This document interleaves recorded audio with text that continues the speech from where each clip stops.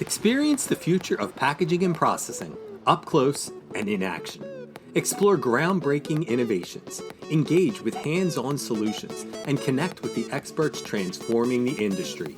See how these advancements can revolutionize your products, production lines, and business. It all starts here. Don't miss out. Register today at packexpolasvegas.com/unpackedpod.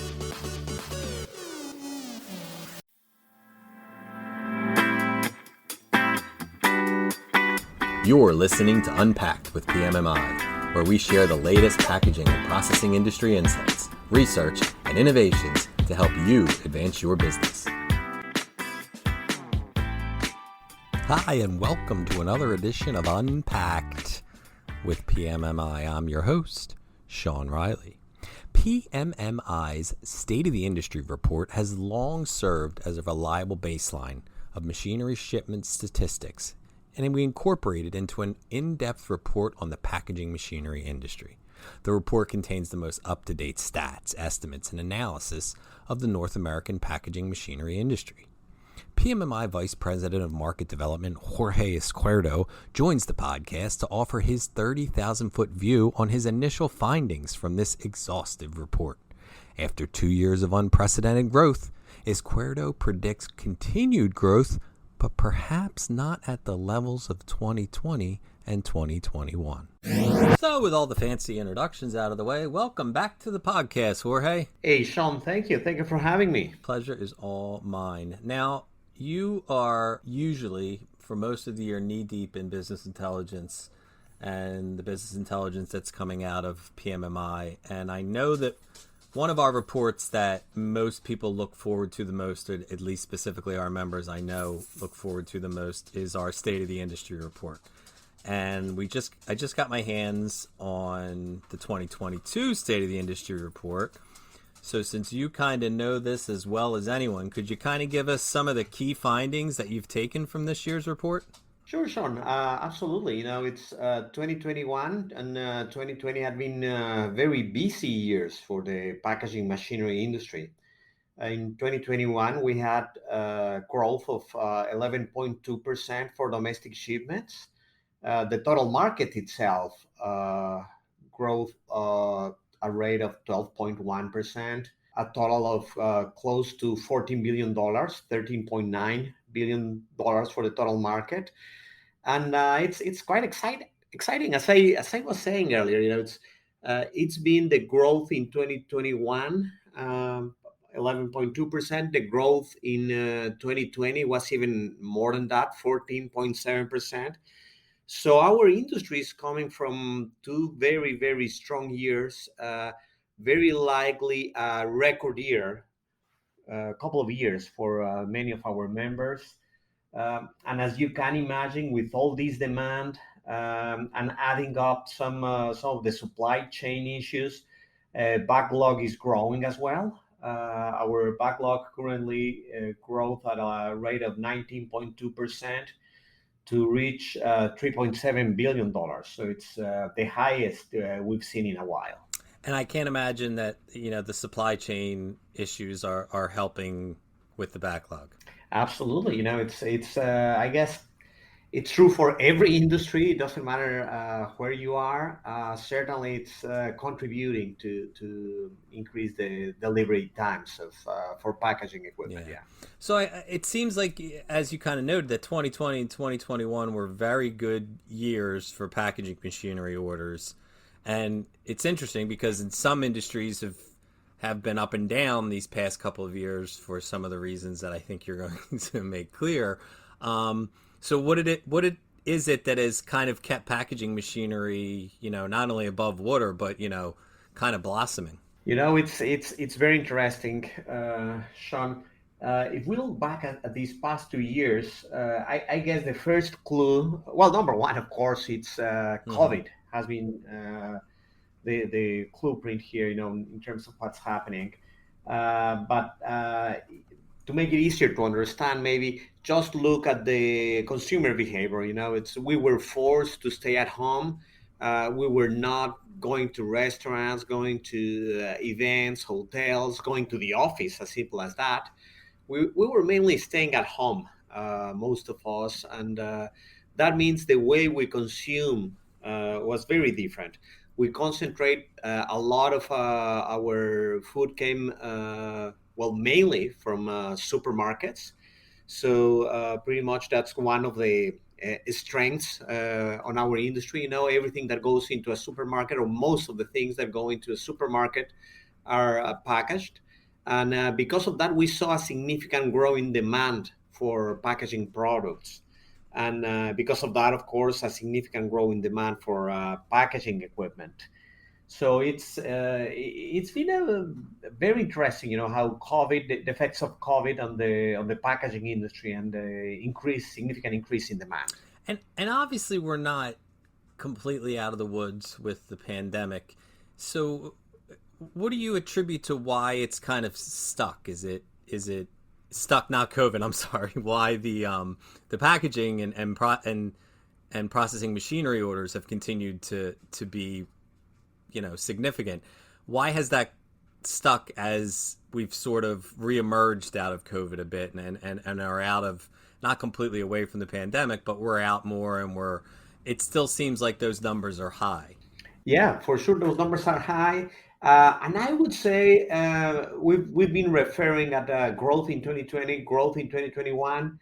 PMMI tracks also, you know, the quarterly behavior of the market with a different product that we call quarterly business indicator, and it's pretty much includes a survey from PMMI members where we ask how's business. And what we've been noticing is the first half of the year, the first quarter already saw a significant slowdown on the pace of growth. And I'm careful here with my Mm-hmm. wording, right? It's not Right. shrinking. The growth is slowing down. Okay. So maybe things are starting to, again, we're not saying that they're going down, but the astronomical growth is sort of leveling off to just very good growth at this point. That's correct. In fact, the last couple of years, a lot of the investment have been devoted to growth, to address the demands for growth. What we expect, I mean, in the incoming years, in actually towards the second half of this year and coming couple of years, it's that the demand will be driven more by trying to address the workforce challenges. You know, the lack of labor, availability of labor. So a lot of the investment will be driven by that, and very likely more heavy investments towards the end of the line, secondary packaging and end of the line equipment. It's what we are expecting for coming years. Interesting. So a ton of things are changing, while a lot of things kind of stay the same. But I guess you've touched on a little bit with end of line and addressing workforce. But I guess how has this changed? How have these last couple of years changed packaging and processing operations? Well, you know what's very significant is how the priorities have changed in packaging and processing operations. I mean, just before COVID, you know, in January 2020, uh, operations were all about flexibility, quick changeover, productivity, asset reliability, and within a year, you know, it's not any year, within a year of COVID, you know, that changed significantly. You know, by January 2021, the priorities were more on efficiency, throughput, and productivity, in automation, health and safety for the employees. I mean, safety has always been important, of course, but addressing health for the employees, trying to avoid contagion, and it was kind of significant how it changed. You know, that's gives you an idea of how January 2021 Mm-hmm. was.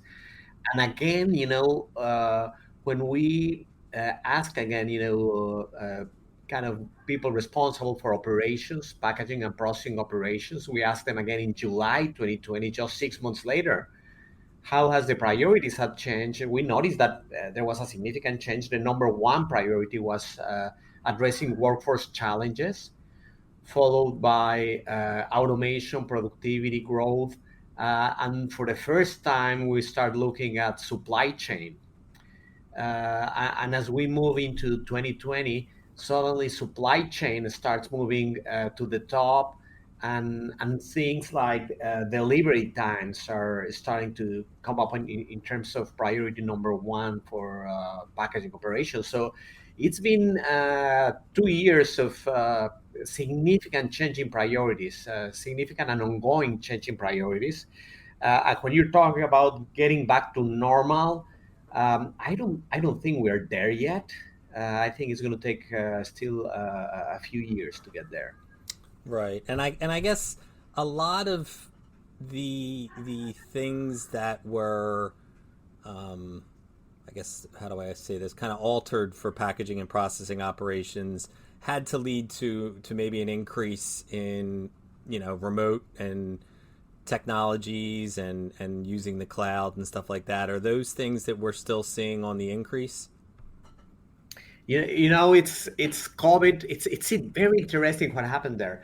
So sorry if I'm going to make kind of a little of a long answer No of this problem. question, but uh, just just when COVID hit in I guess March, April 2020, as expected, many people responsible for packaging operations, in CPG companies, they pretty much stopped allowing service technicians from the OEM side from entering their operations. So suddenly, from one month to the other, 70% of the service technicians weren't allowed to get into the packaging and processing operations. And of course, this caused a significant problem for the industry. And what happened is somehow many of those technologies, remote technologies that were already installed in the equipment, but they were available, but many companies were not using those technologies. Suddenly, they were forced to make the jump and start using them. And the reason for not using them, it's there are many reasons, but among them, it's cybersecurity, and it's a very important reason to be careful. But many of the industries really looked at it, devoted the time to learn how to do it the right way, and in a few words, they were forced to jump in, right? And once they address these challenges in terms of remote access, other opportunities open. It's not just remote access, but cloud technologies. And these open the door for many of the Industry 4.0 opportunities for our industry. So I can tell you that COVID has been kind of a catalyzer for the industry in terms of adoption of not just remote, but cloud technologies and Industry 4.0 technologies. So it's certainly something that we've noticed significantly in the past 2 years. Fair enough. So you touched on a little bit of with your quarterly indicators what we're starting to see. So I guess to kind of put a button on this talk, you've kind of given us where we are based off of the past, but I guess what do you expect to see happen in the coming months and maybe the next year? Well, I guess we are coming from two pretty much record years of growth. And it's not to be expected that we can keep this pace of growth for many years. So what we're expecting is that the growth is going to slow down. Maybe we're going to see a small contraction in the market. We're expecting something small, not major. Uh, and again, maybe more in terms of not addressing growth, but addressing workforce challenges on one hand. On the other hand, packaging and processing innovation, new formats. So I think those are the two areas where we're going to see investment. Um, on the side of innovation, will be more on the primary packaging end. On the side of workforce, we are expecting that to happen more on the secondary packaging and end of line in the coming months and years. Perfect. So we know what to look for as we move through the rest of 2022. And And for our listeners out there, we know what they should be looking for at Pack Expo International coming up in the fall. I want to thank you again, Jorge, for taking time out of your day to come on here. So once again, thanks for kind of walking us through the 2022 State of the Industry Report. No, thank you, Sean. It's always a pleasure to talk to you. Take care. Please rate, review, and subscribe. To do that, go to the iTunes podcast or Spotify app on your phone and search for Unpacked with PMMI.